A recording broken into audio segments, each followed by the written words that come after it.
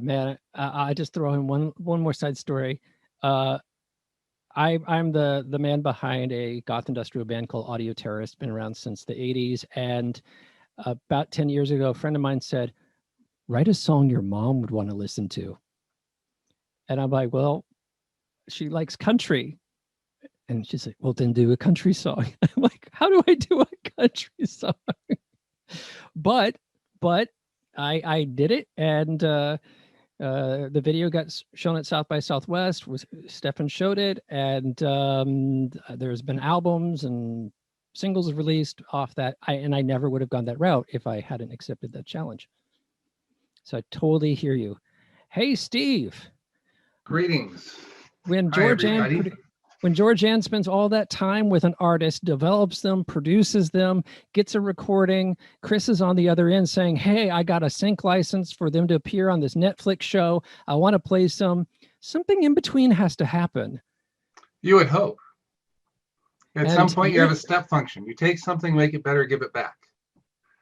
and And you everybody up in front of it takes forever to make it. And then everybody after it takes forever to make it. But I get a chance to just lift it. So the more things that I can just make step functions, the more things I can do. and I want to say the way you're speaking is perfect for what we all think of your career, which is that you're all a bunch of black magician wizards hidden Oh, away. who told you? That's supposed to be under the, that's what occult means. It's hidden. Oh Now we're boy. out in the open. But yeah, that's true. That's the way I got it. So I'm a mastering engineer as well as a circuit board designer, as well as an author. I wrote a couple of books. I'm glad you gave me a bump here because one of my books is called Beyond Mastering. So we've got the beyond part here. And I might be the oldest person in the room, which is weird because I used to not be that. But what I was thinking as far as your challenge is unexpected things. I have a theme, which is the universe makes the set list. So everything in my life has to be unexpected because planning is a prison. But prisons provide food and shelter. So if you want food and shelter, it's probably handy to plan. But otherwise, the key to all of this is to light fuses. And you have a chain of lit fuses behind you in your long body. You light fuses. How do you light fuses? Well, back in the before times, when people actually met physically, I have a business card that I give, and it's a different business card because it's almost like magic here. It opens up, and then it opens up again. And then on the back, there's a QR code to go to a live version of the business card that's fully linked with the social switchboard and the like. And so each one of these I put out is a fuse lit. Now, when you never know when it's going to hit, when it hits, it's unexpected. So here's a story. As I was, NAM, the National Association of Music Merchandisers, I think. I started the drafting department at Rain Corporation in 1986. So I've been sort of in the pro audio world for a while there. And right around 2005, I was walking down the street with Craig Anderton, to drop a wonderful name. And this guy came up to us, said, "Hey, Craig, you've got to see this new guitar pedal I've got." And I recognized this guy from a couple years earlier. At NAMM, there's a lower level where all the new people come in with their companies, and we call that the Island of Lost Toys, because they're all just starting there. And that's what you do the first day that you go to NAMM of 5 days, 4 or 5 days. You walk the Island of Lost Toys back and forth. And this guy who I'd seen on the street had at the time literally reached out, grabbed and pulled me and said, "You've got to see this guitar pedal." And he just like was very, very forceful about it because, it was nice to see the passion, but it was a little weird. So then I see him again. He's sort of like pushing in, and my principle is I light however many fuses I can. I've got a lot of these cards out. They've been involved. And this was in January. And in March or so, the unexpected thing happened. I was recording an album in the basement studio, and the phone rang. And I always answer the phone because it's always a client, even if it's well, robocalls are challenging, but if it's a cold call, they have relatives, they have computers, they have ways to get onto things, and I typically turn it around to say, hey, if you want to go see my website and how's it going, because they are human beings until they aren't. But anyway, this call came up, and it was this guy. His name was David Coltai, and he had a company called Pigtronics Guitar Pedals, basically, and they also have Supro amps and etc. So he called and he said, hey, I just saw your card, and it looks like you do every single thing that I need. So what I thought he was doing was going through every card he'd gotten that year and calling every single person and saying, hey, I've got your card, which is a really, a dynamic thing to do if you want to open up things. So I said, yeah. So put it in an email, get to me later. And it turned out that was the case. That I do the type of circuit board design I do and the sort of the craft that I have, they were shifting from like through hole components to surface mount components, and there's a lot of black mastering as well as circuit board design. Everything sort of comes down to universal truths. So circuit board design is also a step function.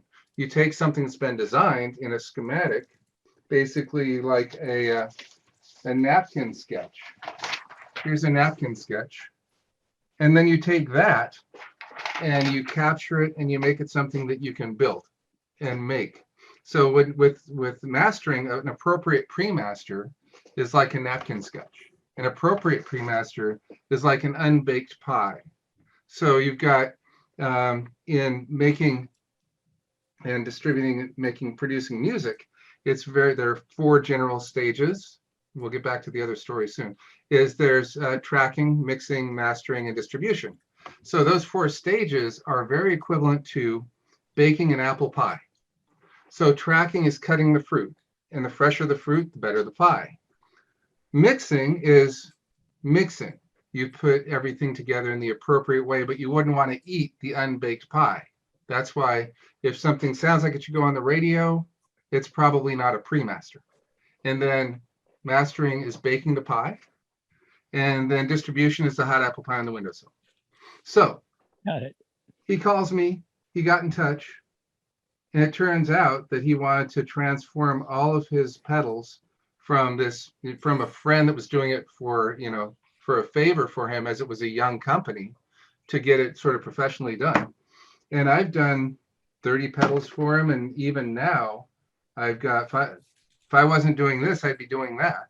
And the whole mastering thing has been fantastic. This has been a crazy quarter, because I think, like, if you have a rubber ball that hits a wall, the harder it hits, the stronger it rebounds. This last year was about the heaviest gravity of a wall that you could imagine, and the rebound is amazing. So the unexpected thing was to get the call from the guy and actually have it be something we want to do. I also got That's a good point. There you go. I can leave it there, but pretty much every single thing that I do is sparked by an unexpected event. And it's a matter of releasing well, I've got a new vision of the music industry, actually, and it's really helping me a lot lately, because I've been trying to get things in the music industry working for years. That's been being old and engaged. You do a lot of things. So I've got a new philosophy. My new philosophy is amazing. It's the best thing I found. It is abandon all hope. Perfect. I think that's a great baseline, because from there it's only up. Well, that's the thing. You're not trying to levitate yourself. And you're not striving. Striving is a symptom of not realizing you're in exactly the right place at exactly the right time. So if you see yourself striving, then that's an indicator. It's a symptom. So being here now and expecting, the only decision I have to make is the next decision I'm going to make, including how deep of a breath to take. Everything else the universe has under control. So expectations are very much like planning. Expectations are, so we just abandon all hope, let it happen, And so many more things happen when you're not trying to project them into the world, because then you're aligned with the flow as it is. Anyway, that's my unexpected moment. No, thank you for that. That's a I'm going through that a bit right now. I haven't been as creative lately, and been kind of fighting like in a wet paper bag on a lot of things, and that's the message I keep getting is stop striving. Stop. Stop Yeah, striving. and then because You can the get better universe at has a better imagination than you do. yes, that in fact I was told something like that just on Friday. And so let it make the set list. And when the phone call rings, oh, good, because like today, I set up a gig for tomorrow morning. We're going to play tomorrow morning with a guy that hasn't played in a long time, and he was really sort of bummed out. He said, "Man, I'd really like to play." Okay, let's do this tomorrow. We're going to go to the Players Lounge. Caleb's been at the Players And Lounge I'm with going us. to pause you on the Players Lounge bit, and let's come back to that because that's a I'm ready. whole other I'm done. cool thing that I definitely want to talk about.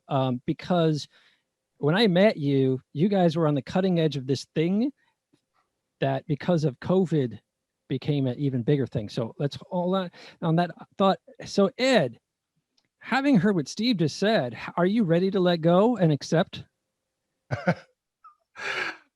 Yes, I'm absolutely ready to let go. And it's a great philosophy. Hey everybody watching. Hey, all the panelists with me. Um, I'm Edmund Clare. Georgiana and I have a YouTube channel, if you can tell by all the bright colors behind me. I'm also a music producer focusing mostly in pop here in the San Francisco Bay Area. As far as a story goes that was unexpected, that broke us into the scene. And Georgianne doesn't give herself enough credit. I don't just go up to people randomly and say, "Hey, you're my co-producer now."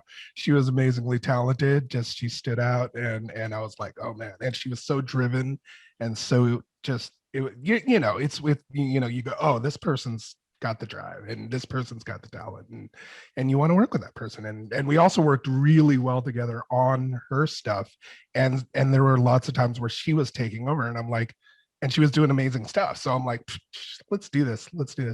So don't sell yourself short, Georgette. It's unexpected things. So I think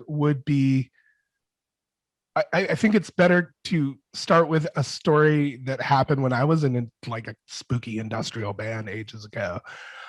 If you couldn't, and we were rehearsing and at Soundwave. For those of you in the Bay Area, you may know what that is. And we were rehearsing at Soundwave, and one of the guys from Soundwave brings these guys in and says, "Hey, check out this band." I guess he was just showing us off. I loved it. And we played a song, and they were like, "Oh man, that was really cool. That was really cool. Maybe you could do a remix for us, right?" And I'm like, "Oh yeah, that sounds great," and they leave. And my drummer was freaking out. He was like, "Oh my God, that was freaking Megadeth. I think it was Megadeth." And I was like, "Oh, Megadeth. Oh, I don't do metal. It has nothing to do with drum machines and keyboards." Right. I was such a purist at that time that I totally passed on that opportunity. And I'm like, and that taught me a lesson, which later on, years later, made me accept this, which ended up being a jumping off point, which was a Turkish pop band. It was a Turkish pop band, and they hired me on through a friend to do music. And they were like, "Oh yeah, when this is done, we're just gonna sign on to a major, and then we'll sign on to a major, and then we'll distribute it. We'll have them distribute it." And I was like, "Wow, that sounds confident."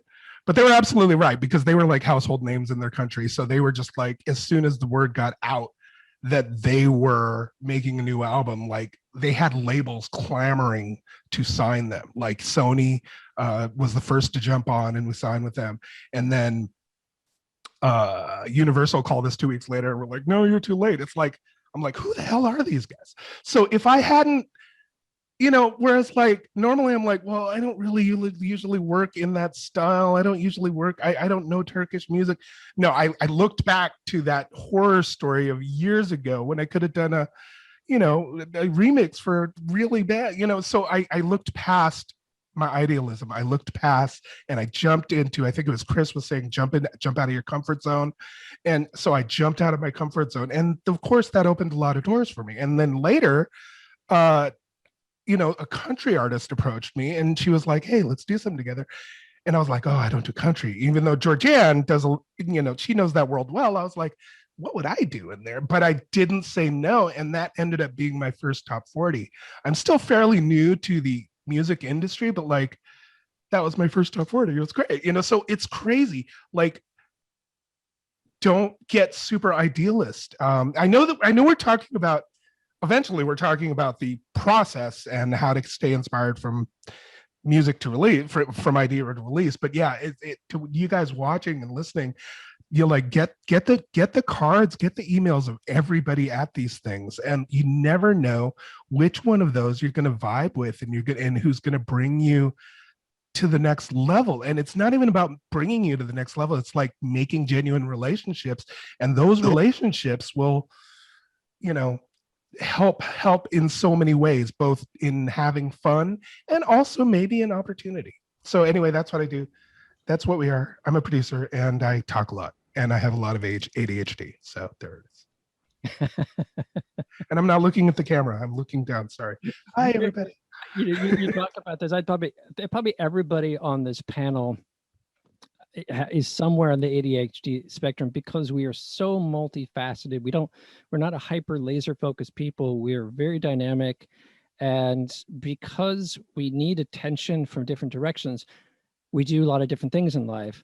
Like Steve does the circuit designs, he does mastering, but he also plays live. And he partners with another guy here in Seattle who has a virtual, he has well, Steve, how would you describe Players Lounge? Well, I can I share screen? Yeah. Okay. Stefan, you can share a screen, right? Let's see. Hopefully whatever's underneath this isn't going to be a problem, but we'll find out. We'll work it. Figure out how to add Forrest. Hello, Forrest. I see you out there waiting. And host a stable participant sharing. Stand by. Let's see if let's do it. This is worth the moment. He's trying, but he's muted. He's on a phone call up there somewhere. Okay. Or I can just go and I'll go and find the link and throw it into the chat. That probably works better. And then we have history and world. So we're going to go this. Chat. There you go. Chat exists. It's over here. It says type message. Boom. Okay. Check that out. Oh, wait. If you get the chance. So is this for Players Lounge? Okay. Oh, Chris Gibson. Good. Well, there you go. This That's is a client. multitasking happening right here live on Balanced Breakfast. Hello. This is a client. I am on a panel with thousands of people watching right now as I'm talking to you. Hey, client. Are you there? Yeah. Hi, Chris. How are you doing? I seriously am. You probably think I'm kidding. Shall I call you back? I'm muting Steve. Steve's back. All right. Oh, I was muting you. No, I was really trying to promote that particular Universe Makes a Set list. Oh, I am. It says I'm muted. So see, I took the invitation from the universe and I made it a no. I should have just let it ride. That's right. No, that's critical because was that unexpected? Yeah, I think so. I didn't mean it's actually that particular client he toured with King Crimson in 2017. So he's one of our players at the Players Lounge. So we're talking about the Players am Lounge. I able to share yet? Nope, that's all right, no problem. Yeah, it should. Oh, let's see. Advanced share options. Let's see. Yay, these are like ellipses. I think I have to make it. Hey, Georgianne, cover me here. This is how it works, right? When my mentor, he recorded a bunch of big bands in the late 70s, early 80s. He basically did the soundtrack to Halloween and a bunch of Ghost wrote a lot of stuff, Georgie Moroder or whatnot, Donna Summer, all this stuff. He said there was a band once where like a fire broke out in the recording studio, and they just kept the band going. Yeah, it's sounding great. Well, they've like putting out a fire and whatnot. So put out our fire.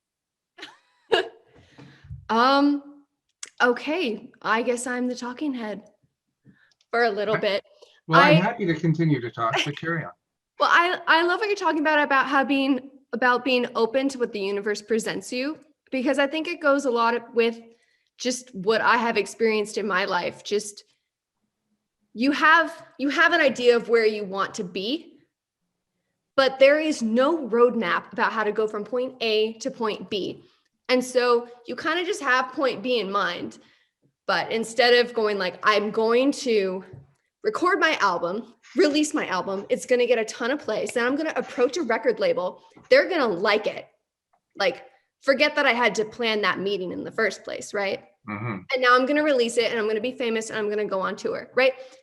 That sounds like a roadmap, but I don't know how to do that. It sounds good, but in reality, it's more like you're just you're in music, you're doing it. And then you meet someone and they're like, I like what you do. Let's work together. And then you do that. And then you produce this music. And now you have this music and you go, well, who do I know who should hear this, who can either get me a meeting with someone who knows a little bit more about release than I do, or am I going to go learn about release on my own? And you just basically have to be open to anything that could come your way so that you can just kind of feel your way through it. And you just go, is this opportunity in front of me an opportunity that's going to benefit me? Or is it actually overall not really going to get me anywhere? And you just have to be open to anything that comes along and then make that decision.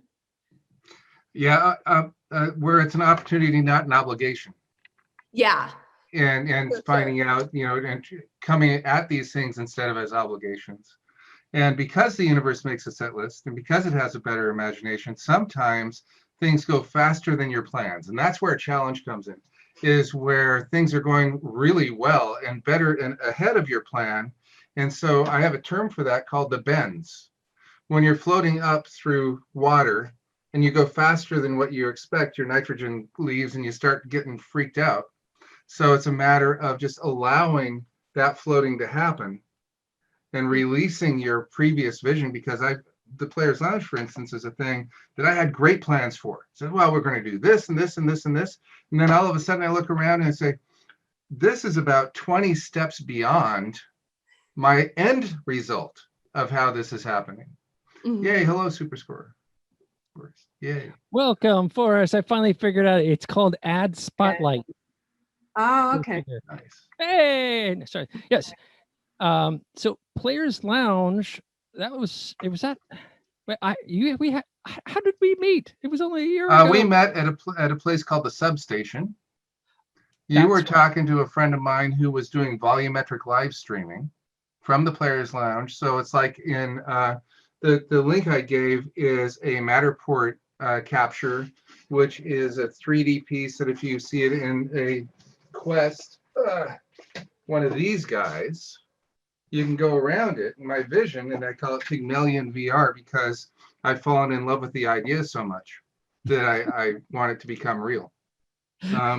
Is we've got over 2,500 tracks and 400 videos from here. We record every night. We've been going since 2014, and it's pure improv.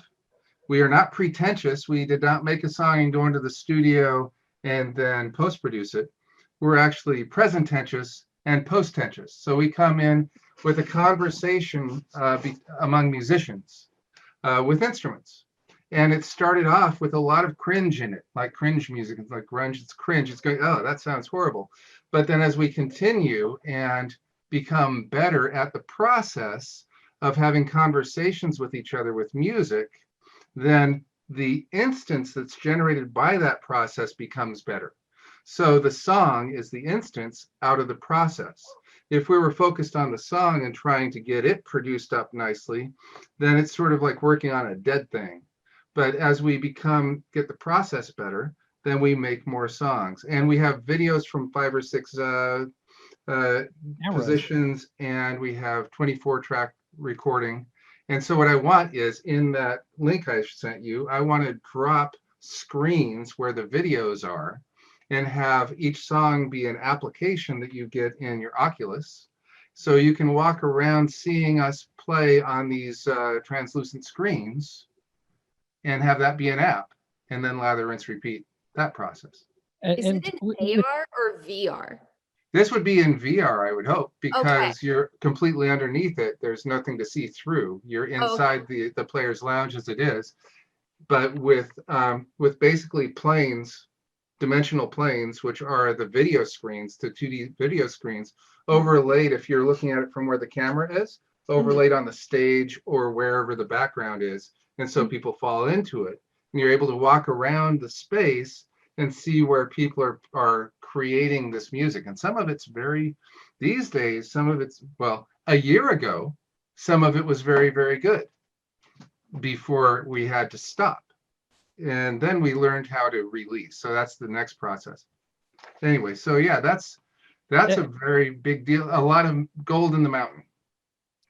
A great description of Players Lounge. People do check out that link, because like Steve's talking about, they've been putting this gold in this mountain, and then when COVID happened, there's an opportunity to now take on another side of that process.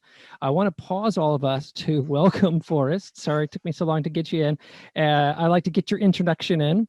And so I don't know if you saw the beginning and the where each of us were telling our stories. So what is something in your musical career development that was an unexpected thing that removed a barrier, that other folks who are listening to this, who are maybe facing some barriers, can take that as inspiration for removing a barrier in their life? Yeah, absolutely. First of all, I know some of you, but not everybody. So hello to the people I don't know. I hope to get to know you.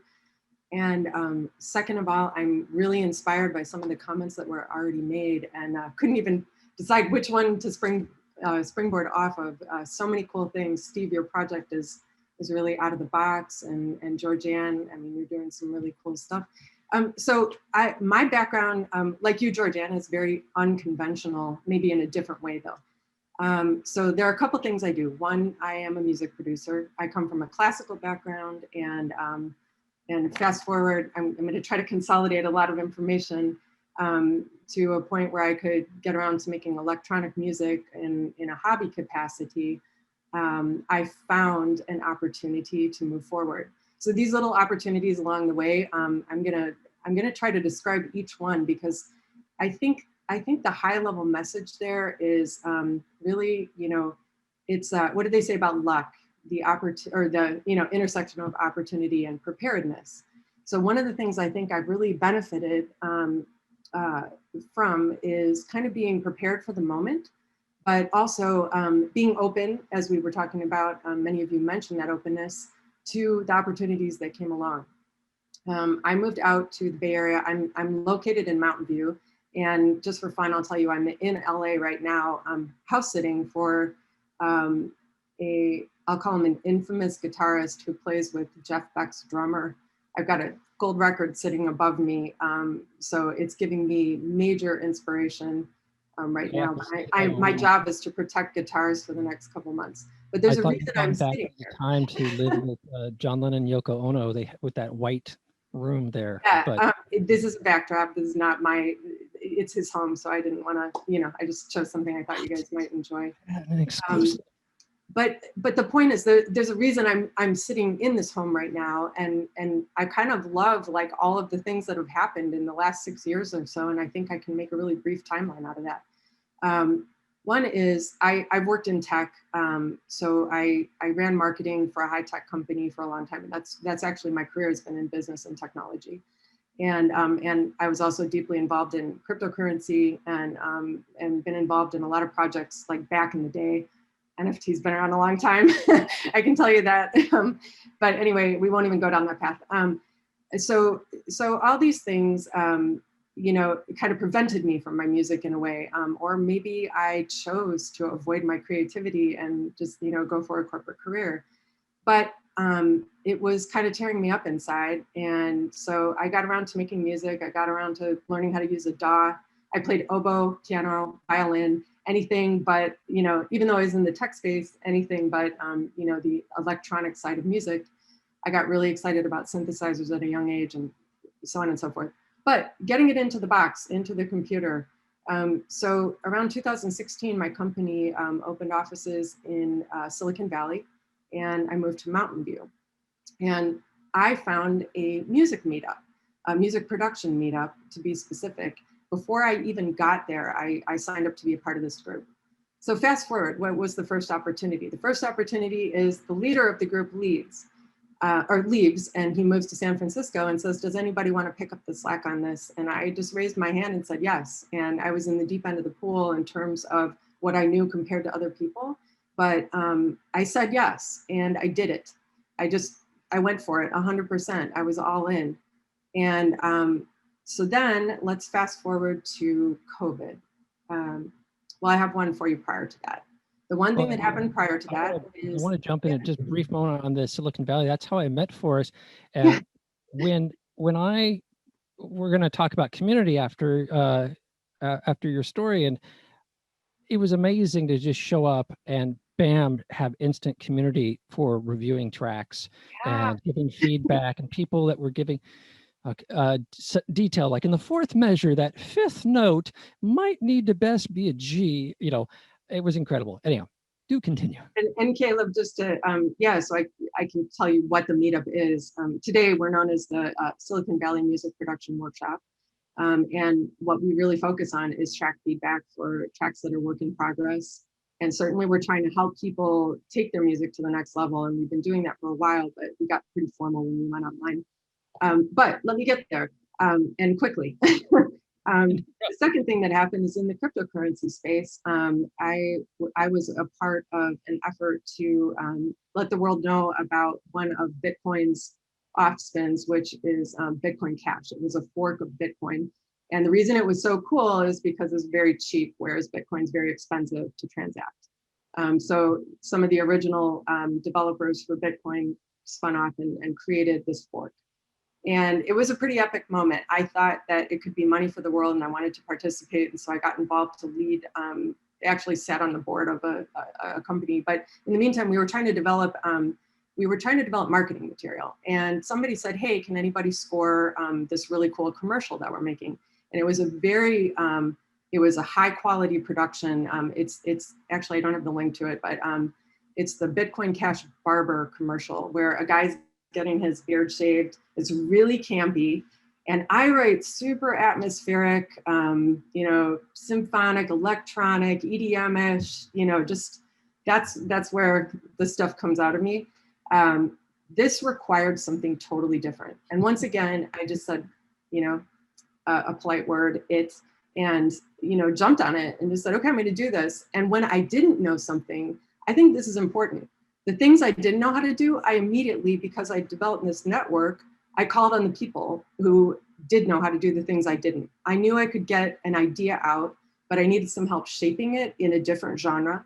I needed some help mastering it, and especially in relationship to video. So I called in the cavalry, and within 2 hours on the same night, we cut a track. Somebody actually came to my house. This was pre-COVID. A good friend at this point and a co-organizer of our meetup, and we got that track done. We got it over to a mastering engineer who we knew because of the meetup, and we did it and put this out there. And so, I think that's just an example of how you got to be, ready and interested and willing, do the things you're afraid to do, but don't feel like you have to do everything. And if you don't know, say you don't know, but work really hard to solve it, So let me see if I can try and get this into 2 minutes. So after that, COVID, we'll just fast forward to COVID. And, many of us talk about the silver lining. It has been a boon and a silver lining. And I hate to even say that, despite things we've even experienced in our own family, loss and all the things that have come along with COVID. But it has been wonderful for the meetup. We developed our own technology. We've got a website. We've got an experimental player that works exactly like SoundCloud. You can post a track, and as we're together, when you're with 30 people, including professional producers that come to this call. You're getting real-time feedback. It's time-stamped. That's what we evolved to. And that was another opportunity that we kind of jumped on top of. But the reason I'm sorry, Caleb, go ahead. I disrupt you even more. And you went from being this local thing, San Jose the local thing area, yes. That I went by, other people went by, played their tracks, you know, shaking, do you like my song, and all of that. And so like COVID happens, and you've got an international membership, perhaps. We have an international base at this point. We have calls coming in from Uzbekistan, from France. We have one producer in France who runs his own label, and he comes to the call at like, what is it, 4 a.m, something like that. Wow. We meet every 2 weeks on Tuesday, just so you know. You're all welcome. Happy to share all that. But most of you may be at a point where it's not feedback that you're looking for, but if you want to come and participate and even offer your feedback, it's a cool networking opportunity, because sometimes you find talent there or people you want to work with. So something to think about. Yeah. Go plant your fuses.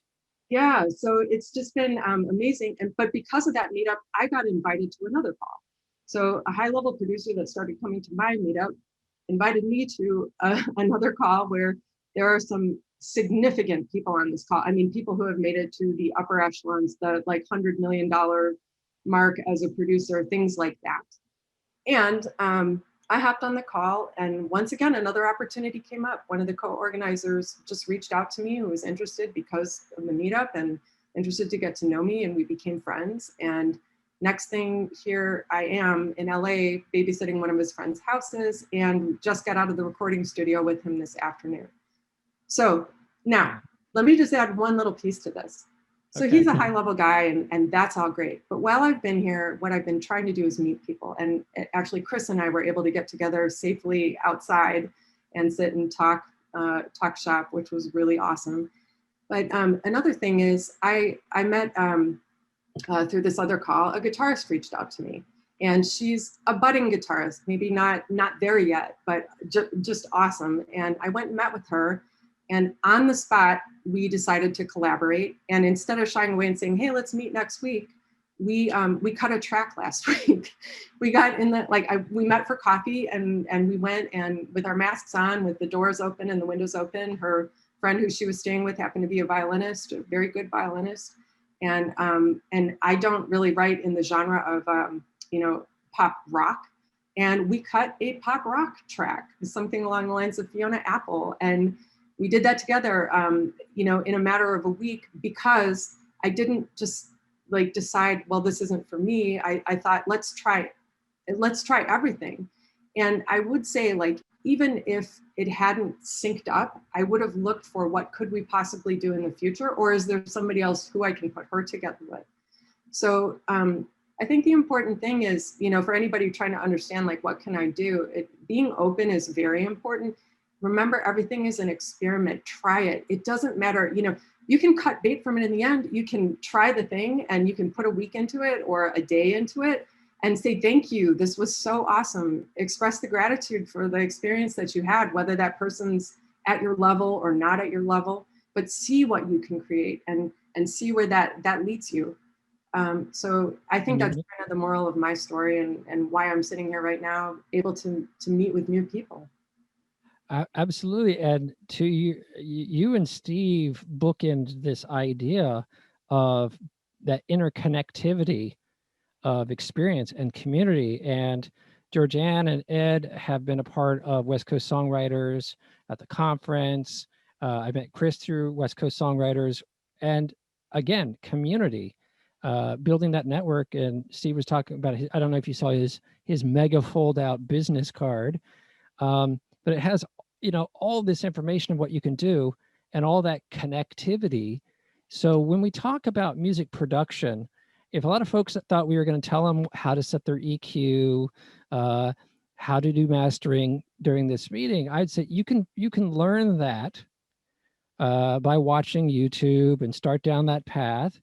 Or you might just be able to pick up the phone with one of the folks here. You've got major producers of film score, commercial score, top 40, and Steve, I'm going to give a shout out to you.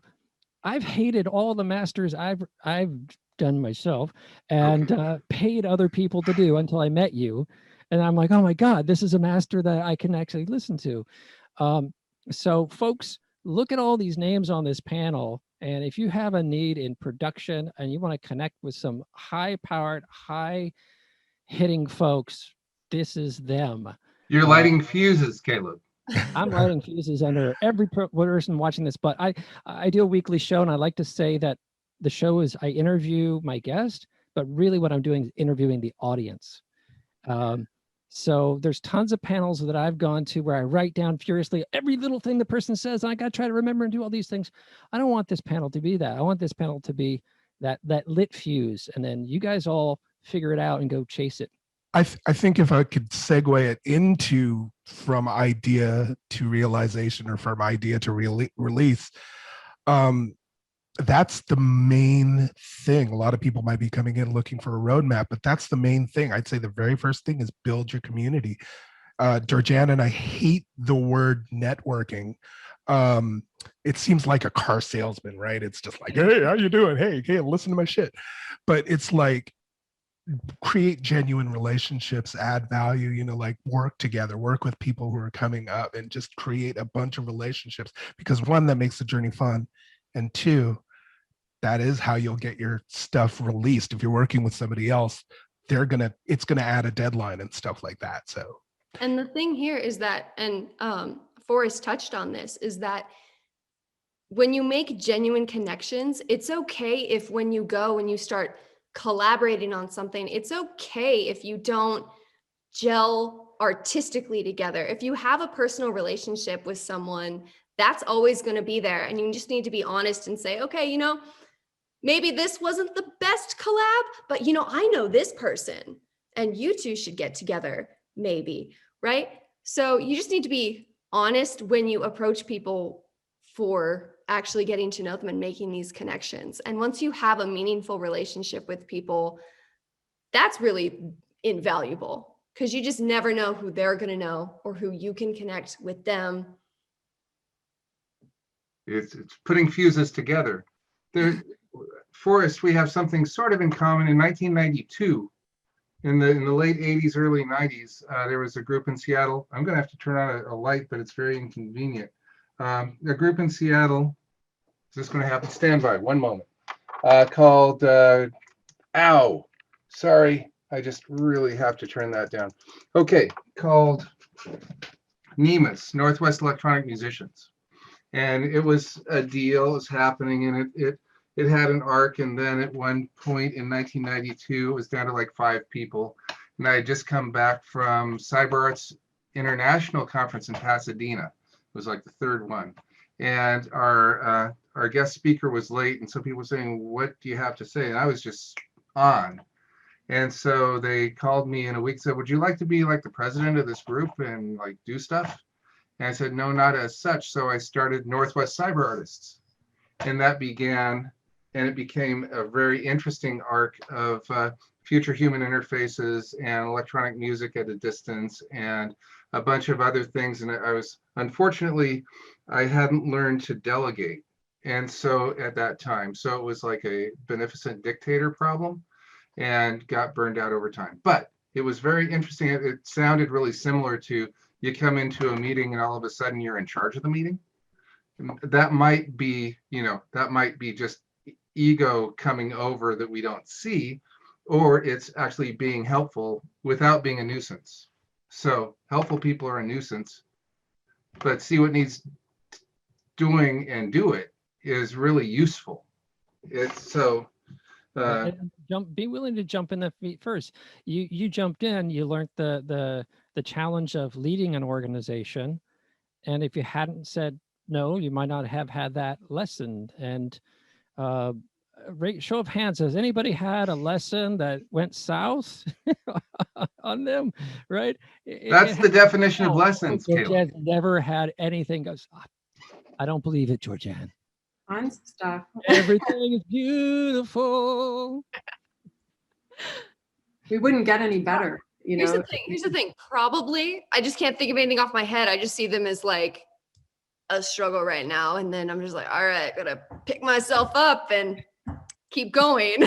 There's stair steps. That's rear view mirror stuff. Yeah, I'm like, what do you want me to talk about my tasks? Like, we have Georgianne and I had learned a pretty big lesson with some of the people we were working with, but we're not going to talk bad about that. I think even like small things, you know, you're like, how could I do this better? Like, okay, really innocent example. I can say this. Like, we one time did an entire acoustic song in one day. We brought in the artist. We did a pre-production session. We recorded her, the studio musicians. We comped the vocal. We added the harmonies all in one day, right? It was super exhausting. And at the end of the day, I think it was Ed who looked at me and he was like, how do you think that went? And I mean, I had never recorded a song in one day before. And I just remember I went, I think we could be more efficient. You know, you just always, you do something, you're like, you know, next time we should do it this way because it'd be more efficient, it'd be better for everyone, you know, it's little lessons. And that's developing process.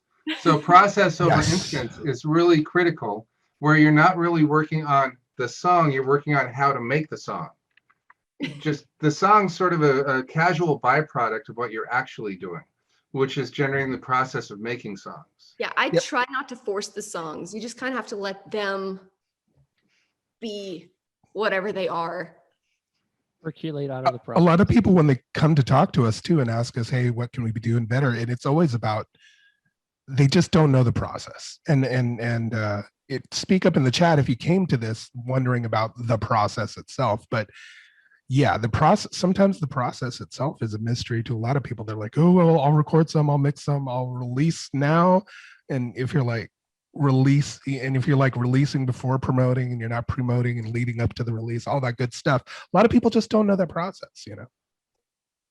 Yeah, it is an end-to-end flow. And when I first did this panel, it was just like music production. Okay, here's how I mix, here's how I master, here's, you know, and but I think that to Steve's point, there's a mechanics of it, and then there's being willing to go on the journey, leveraging those mechanics and letting something rise up out of that unexpected. We're coming up to time, so I'm going to ask all of you guys to give me a photo. So Ed, you can't be looking down, whatever you've been looking at. I'm looking at the screen. Oh yeah, okay, yeah, the screen. So I'm going to get a screenshot of my little panel here. So everybody look your best. All right. And I'll post. I'll be like this.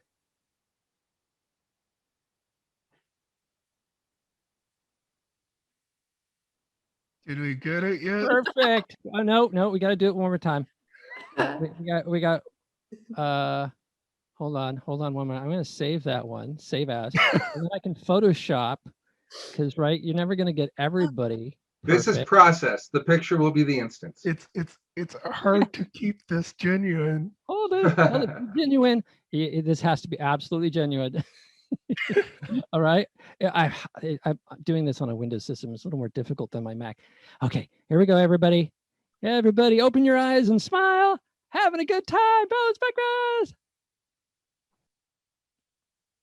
All right. We got that between the Sharing two. this with me, right? So like, you're not gonna like go blackmail me with it and all that kind of thing. I want to know This is blackmail.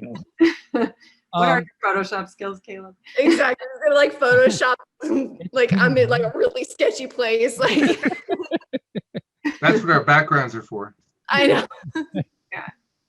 Oh, Chris, I just want to throw out there, Chris, you're a quieter guy. You know, you're an observer. So I want like to to think listen. out. I hoping- think, and Ed and Steve are probably the same here. I like to listen and then just put in a little bit that changes the whole thing, maybe, or yeah, as I said before, mixes it up a bit, make it left of center, and then ultimately make it a little more interesting to listen to. I hope so, at least. And guys, everybody watching, Georgianne and I are more or less open books. Is that the phrase? We're open books. So we're not somewhere in our career where we're like, we don't answer emails. We'll answer any questions you have. If you're wondering about your career, if you're wondering what to do next, like one of us will get to you regardless. It's and it's, please, if you have any questions about anything musical, I can't shut up about it most of the time. So Especially that tech stuff. I'm a big tech nerd here for sure.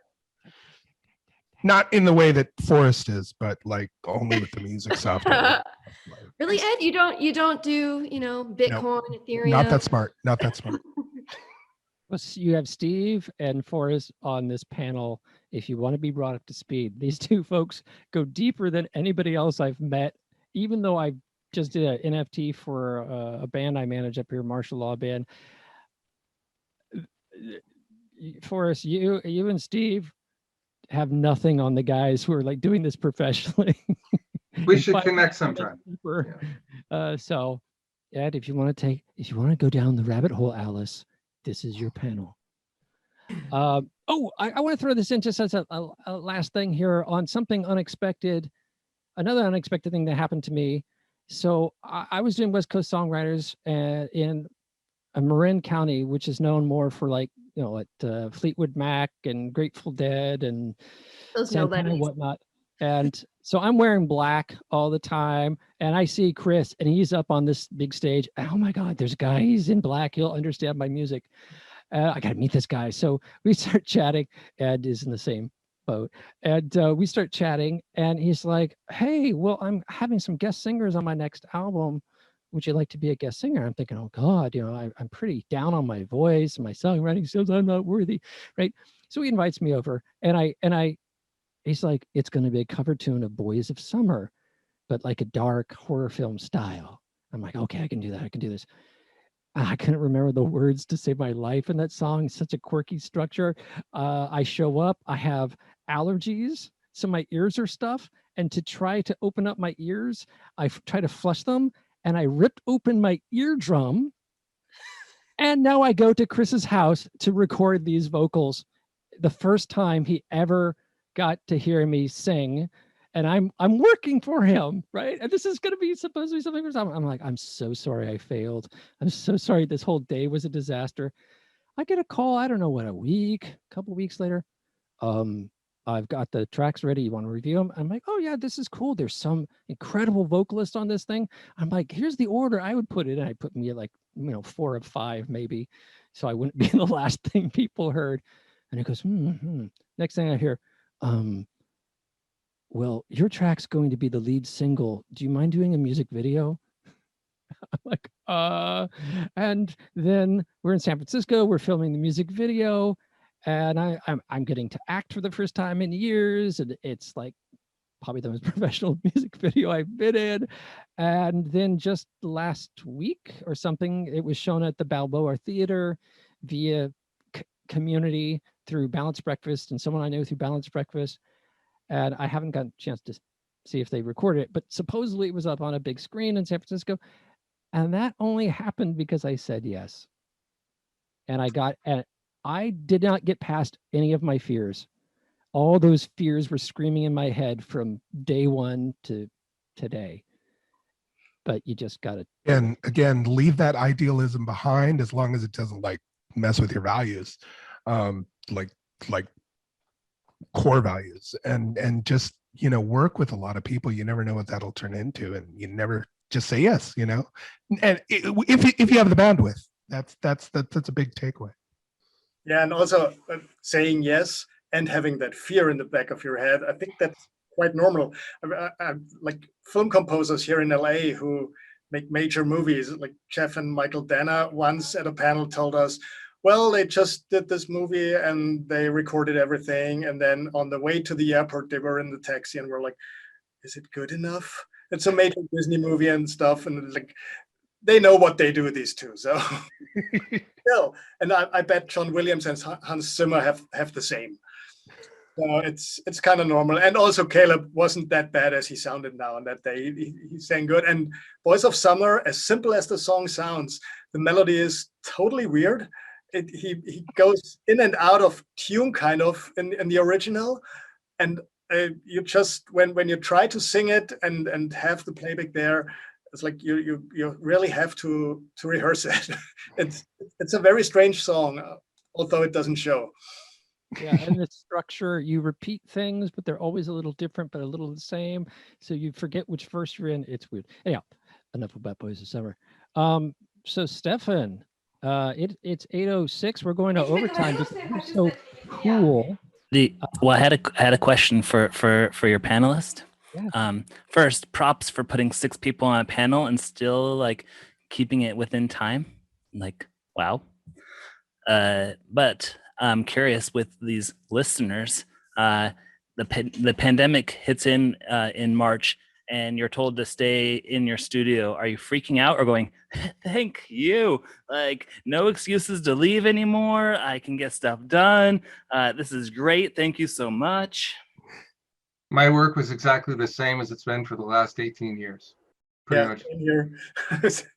Georgianne and I were came to be, doing the thing we're doing. And because can you imagine having to leave your house to go anywhere, like to work? Georgianne and I were in our second year of of joining up with a guy named Reto Peter in a brick and mortar. So it was actually really sucked.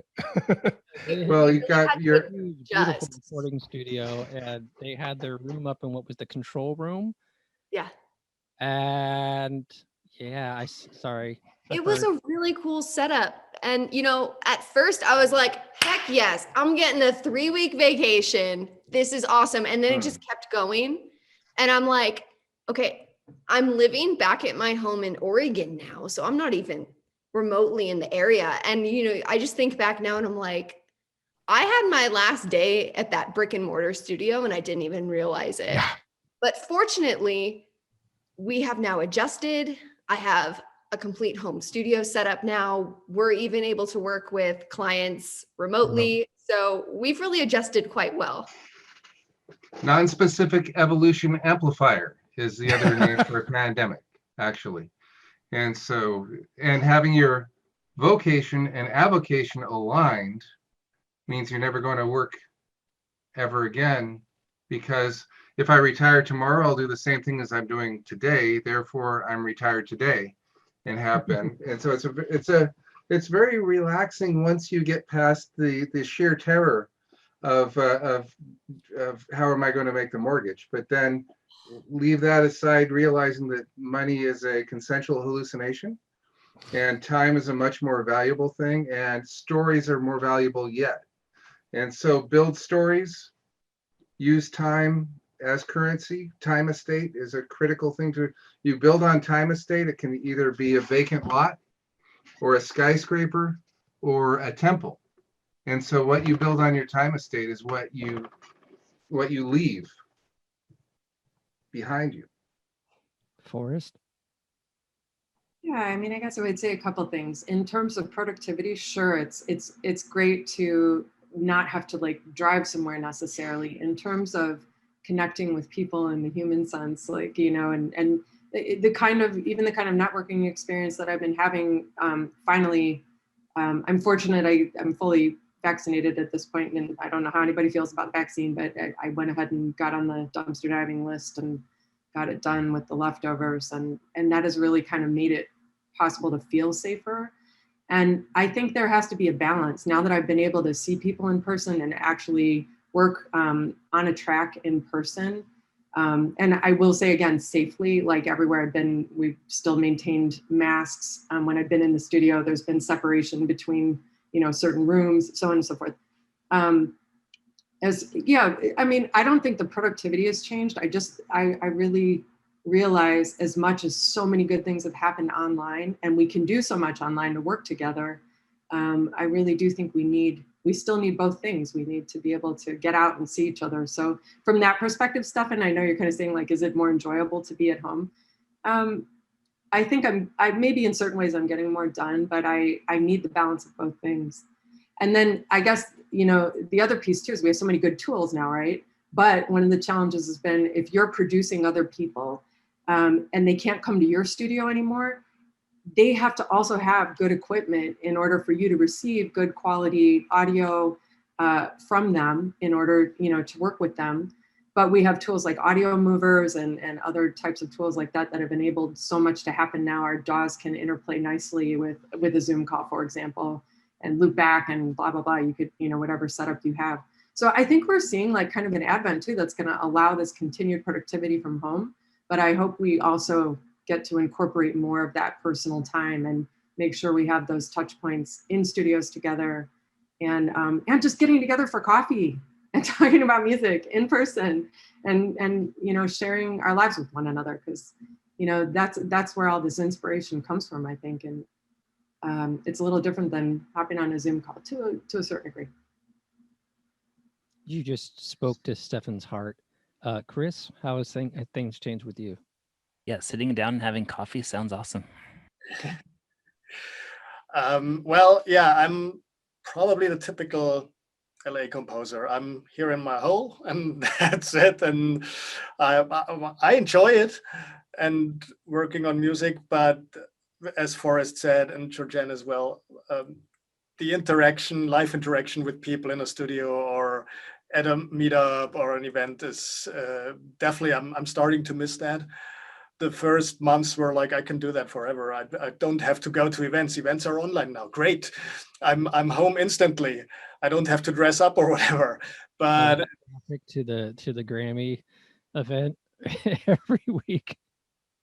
I haven't been, but yeah, it's all a bit weird. That's totally right. So, but I mean, work-wise, for me, luckily, it hasn't changed too much.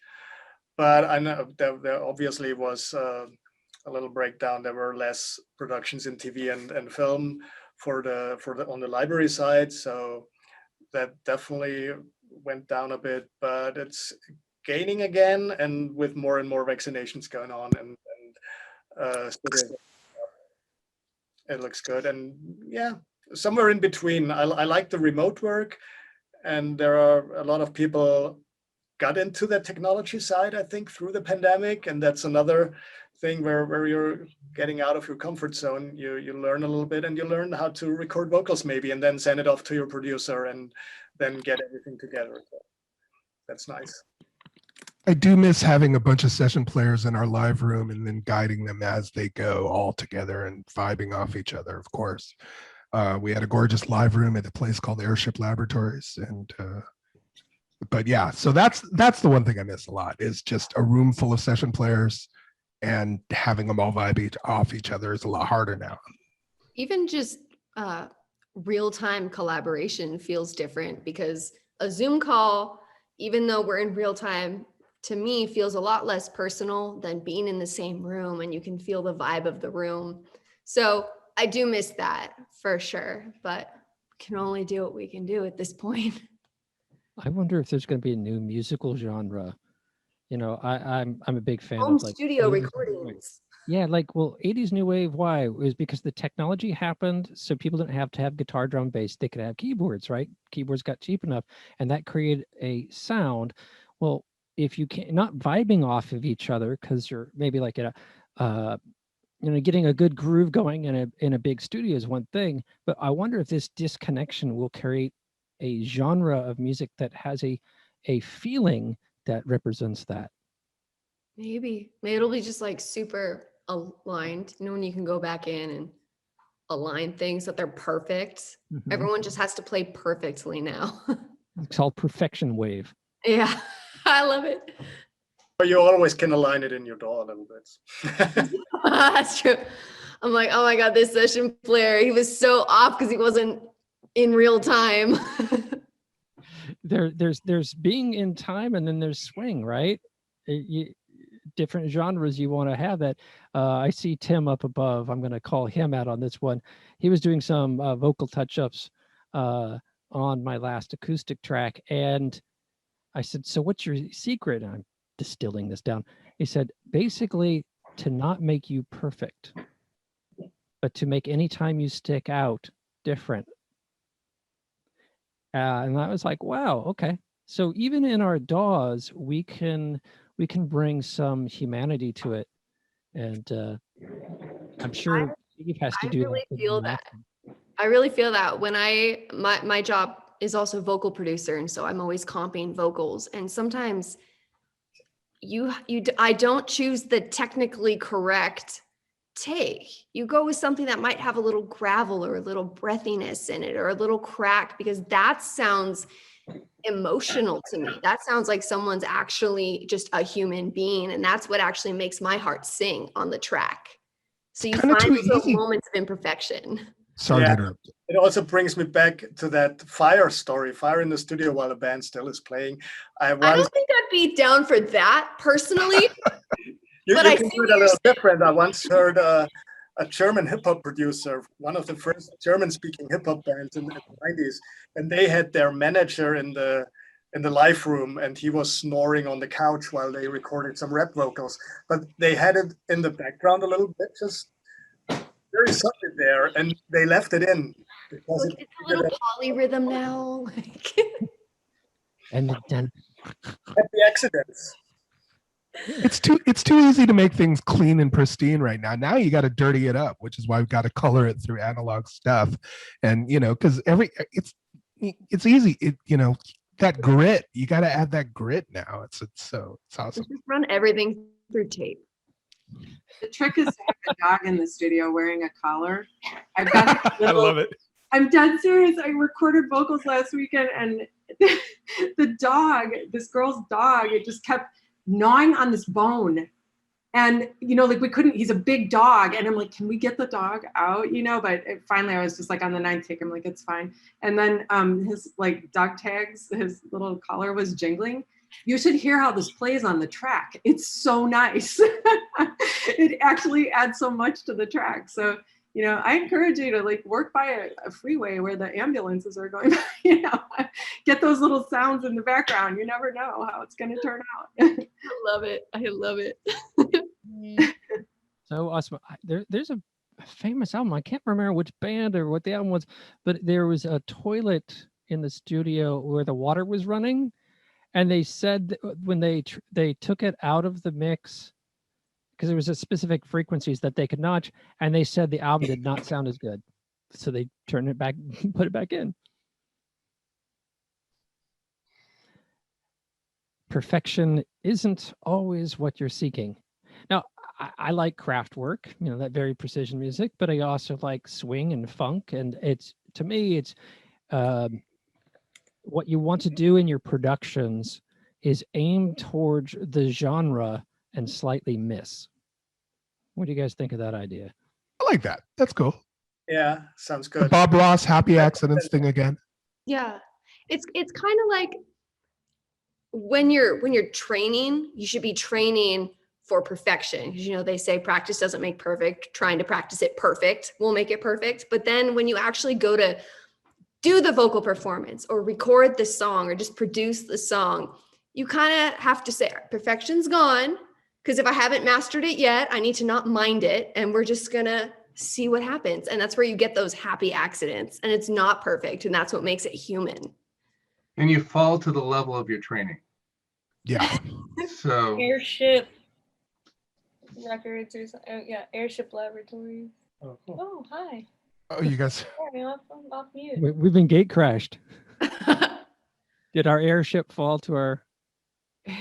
Oh, they've muted. Georgianne, we're still listed. Well, I don't think you ever got on the airship page, but I'm still listed on the Airship Labs page. It's Oh, really? Yeah, so is Rachel. I mean, who knows what's going on there anymore? They had this big plan to expand and make new studios, and then COVID. So COVID, yeah. You guys see Eve's presentation on the power station? So I saw it. Berklee School of Music bought out Power Station for those of us a little older. Power Station was like where all the hits came from, like late 70s, early 80s, David Bowie to probably Duran Duran, and what was it, Power Station? Steve would know this. There was the Power Station album, right, which was like a super group. So this place is like historic, and Robert Palmer. Yes, Robert Palmer with I think one of the guys from Duran Duran, and Two of them. yeah, I saw them at the arena actually. So all the studios in New York have been shut down. So Berkeley School of Music stepped in and saved and renovated this one. It is gorgeous. They've turned it into a media production facility for their school. Yeah, they're wired for video and everything. It's amazing. That's awesome. We I can't. think 25th Street's also wired for video. I don't know how which of you guys have been to 25th Street, but it's gorgeous, and yeah, it's awesome. It I is a love cool that. place. And a good group of people too. The people we met there. Yeah. Well, all right. Anybody have any questions? Is there anybody in the audience asking them? I mean, we were kind of all over the place, but I loved it. Why am I taking over for Caleb? I'm sorry. It's just natural. I'm sorry. Well, you just went full screen. Did I? Yeah, I think Stefan's doing some wizardy stuff. Now I don't see the rest of the group. I just see We're you. out of spotlight, so I'll give it back to you. Oh, nope, didn't work. No, that's fine. Hey, we're getting a spotlight moment. So, like Ed said, yeah, if anybody has any questions for the panel, please unmute. I think you can, and ask away. I see a question to me and from Taylor. Hi, Taylor. We are now operating out of our buddy Reto Peters' studio, which is amazing. It's a home studio. So when we have a big project, we take it there. He does all our mixing anyway. Georgianne and I focus on mostly production, helping an artist find their unique voice. I think we've done pretty good at that so far. Most people are happy, but so now, yeah, we'll be so when we take on a project, yeah, we do a lot of online, and then ultimately once recording and or mixing happens, we take it to that very, very capable studio up there in Oakland, and it's called Tea House. I think it's called the Tea House. So if you, yeah. So that's the new place. Yeah. Yes, the Tea House. And if you go Small Tune, actually, I think it's smalltune.com. You'll get Reto there. That's the guy whose name I keep dropping because he's indispensable in our process. Yeah. Yes. Very talented. Very. How about I just put a link?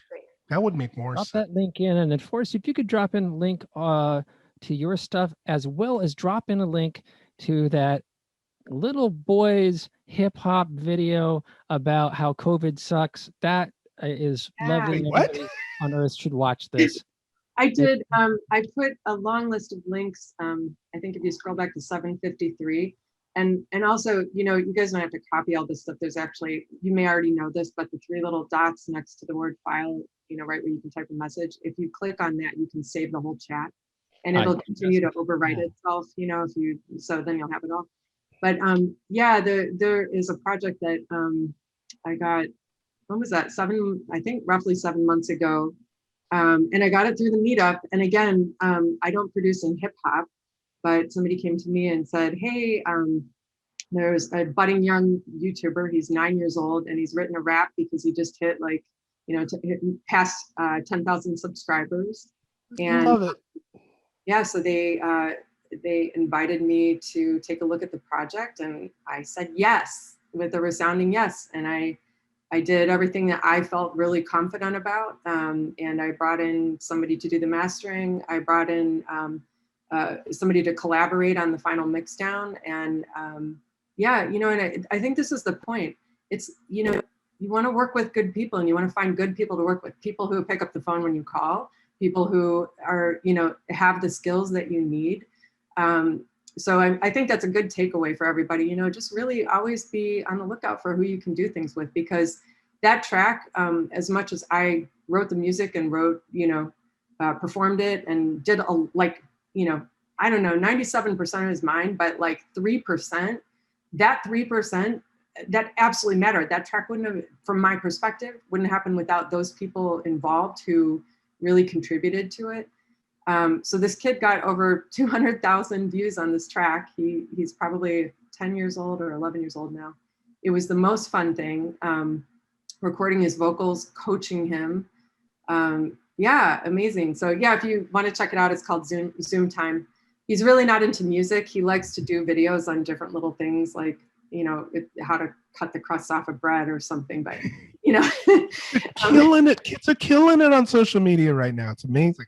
Yeah, he's doing really well. So, it's stuff like that. Again, anybody who is looking for inspiration, just be inspired by what's happening around you. If somebody says, if you really feel out of your element, then be the fifth man on the team, but still say yes. And just pull in the people who know how to get it done. And, even if you're going to say like, hey, this guy's going to take the lead on the whole track, but I want to be involved and here's what I'm going to bring to the track.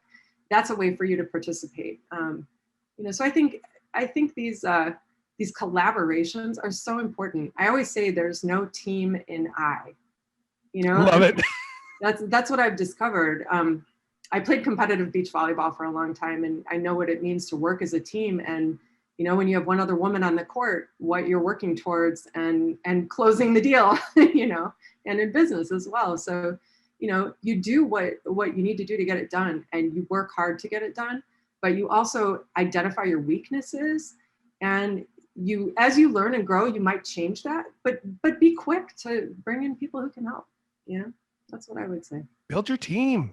Build your team Of awesome people that you love. Point, Georgianne and Edmund, you guys are, you've had this beautiful partnership together, and everyone here who's producing professionally, I know that you have other people on your team who there are certain things that they fulfill even if it's just sending out for mastering.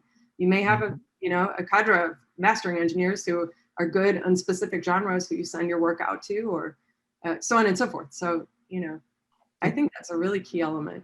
Yeah, honestly, it's overwhelming to try to do it all yourself.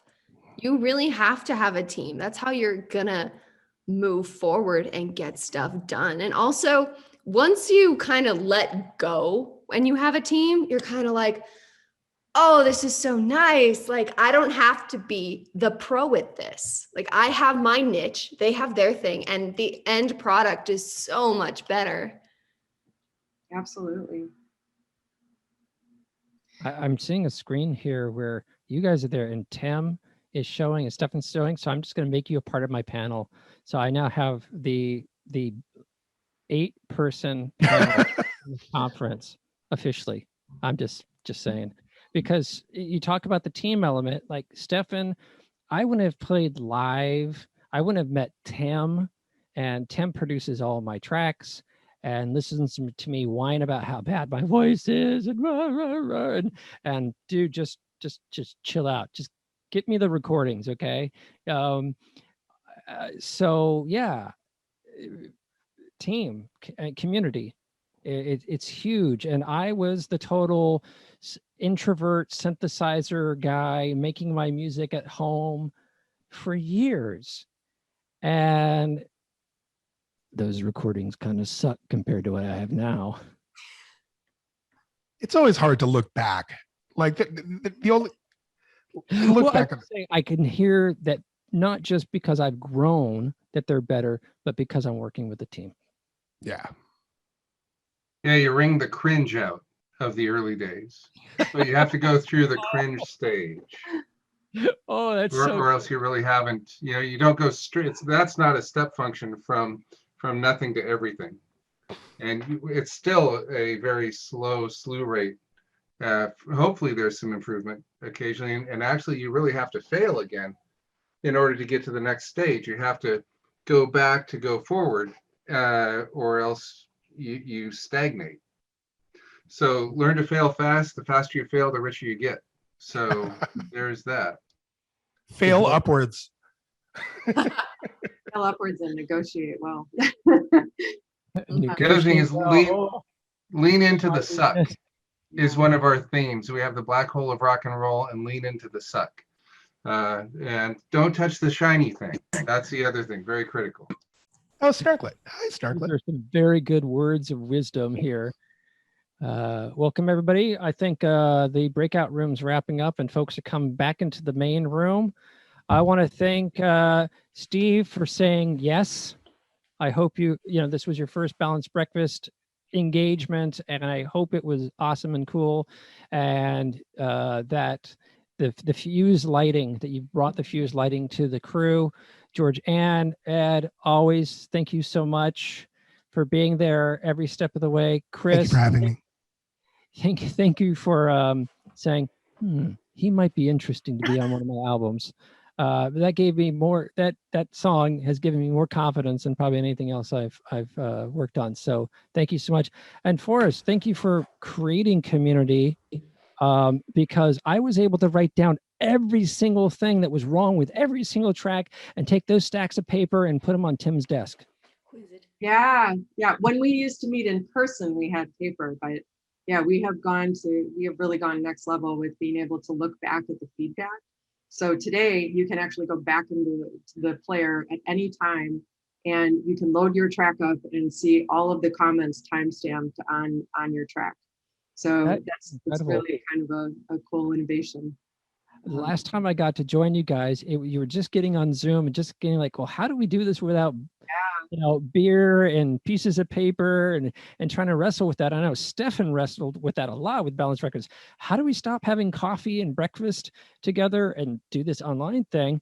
And now I touch base with you, what seems like only a few months later, maybe 6 months, and you're like, yeah, we have a whole software platform running this. And I'm like, wow.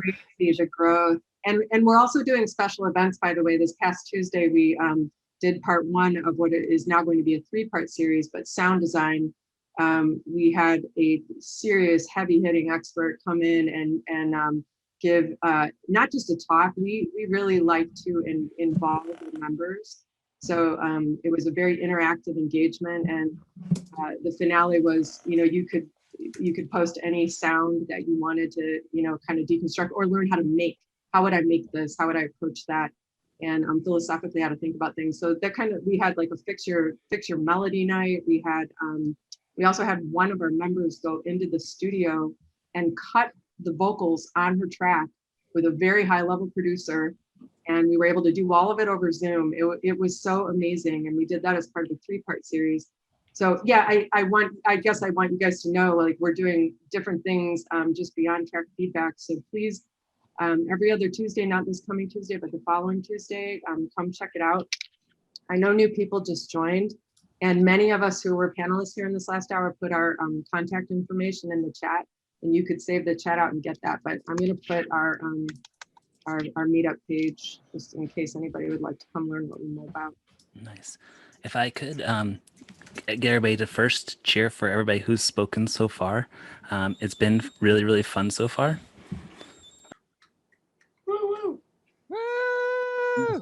Yeah! Do that all the same time. Stefan, you gotta orchestrate this. He's got this. I am trying to think. My door was beeping. I fixed it. You gotta give us a 3, 2, 1. Okay. Okay, I need to mute. Figure this situation. I'm gonna just a second. I had myself. Else. Yeah, exactly. I was gonna we can do a 3, 2, 1. I just had to mute my other channel that wasn't muted. So if we could cheer for the people who already spoke first. So 3, 2, 1, cheer. Yeah! Nice. The second.